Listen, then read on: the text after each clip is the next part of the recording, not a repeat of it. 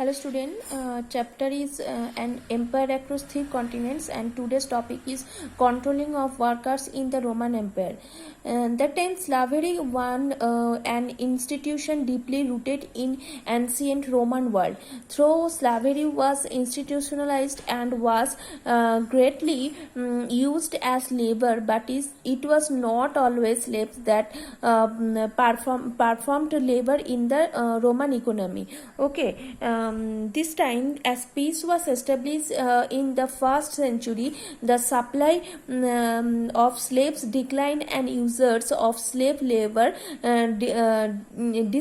dispensable, and most of the time free labor was used, and as slave had to be provided with food and maintained throughout the year. Which prove expensive. This is the reason that the slaves were not employed in the agriculture.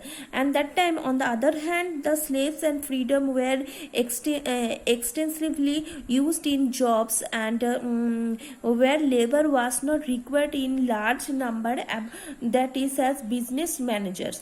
Okay. Look at this. Here right here. There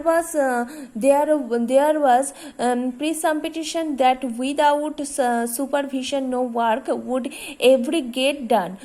So supervision was most important for both freed slaves and slaves. So for a better supervision, and the slaves were grouped into a gang of 10, so that it could be easy to see who is putting effort and who is not.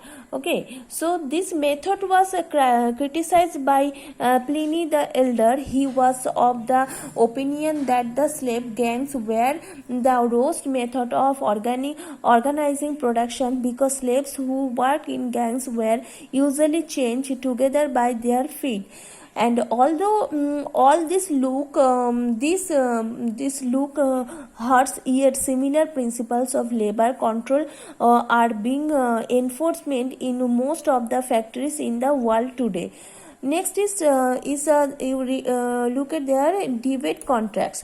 There were a type of agreements between the private employees and their works. In these debate contracts, it was claimed that the employees were in debate with their employers, and as a result were under tiger control. A large number of families went into debate bondage in order to survive.